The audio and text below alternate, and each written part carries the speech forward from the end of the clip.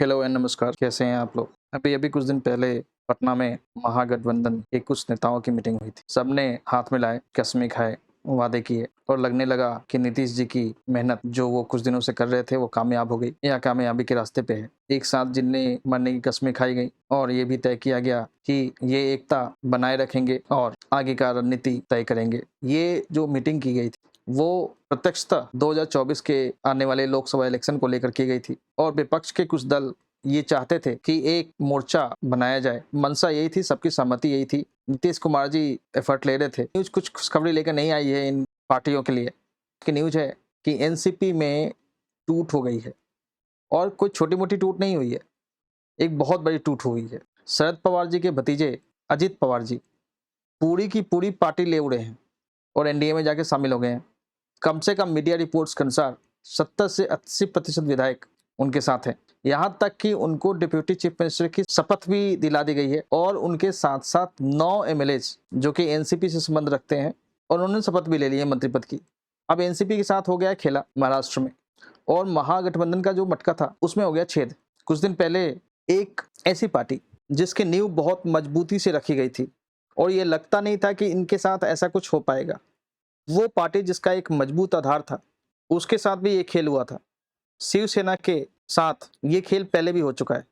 एकनाथ शिंदे पूरी की पूरी पार्टी उड़ा ली थी और आज के डेट में शिवसेना उनके पास है और उद्धव जी अपने वाली शिवसेना के लिए उसके अस्तित्व को बचाने के लिए प्रयास कर रहे हैं। खैर ये उनकी ही करनी है। ये खेल नीतीश जी के साथ भी हो सकता है। ऐसा नहीं कि उनके साथ खेल नहीं हो सकता। उद्धव जी की बात छोड़ दें, पर शरद पवार जी को राजनीति का चाणक्य समझा जाता था। वो एक धुरंधर खिलाड़ी हैं।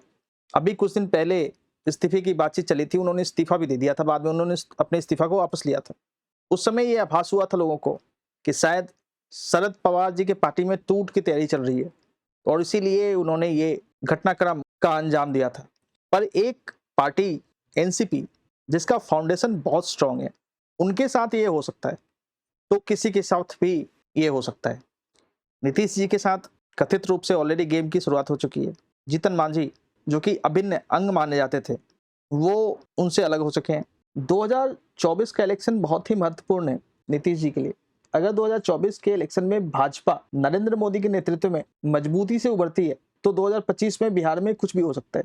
बिहार में 2025 में इलेक्शंस हैं विधानसभा के और बहुत ही अप्रत्याशित चीजें हो सकती हैं, कुछ नई चीजें हो सकती हैं, जिसका अनुमान शायद किसी ने लगाया हो। कुछ लोग कह रहे हैं कि मोदी जी जो कल तक एनसीपी के भ्रष्टाचार के बारे में गिना रहे थे, वो आज एनसीपी को ही अपने पार्टी में शामिल कर रहे हैं या अपने ग्रुप में शामिल कर रहे हैं।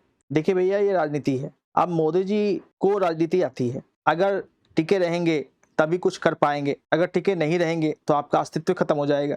राजनीति में टिके रहने के लिए कुछ एक्शन और कुछ प्रीएम्प्टिव एक्शन की जरूरत होती है और ये राजनीति का प्रीएम्प्टिव एक्शन है।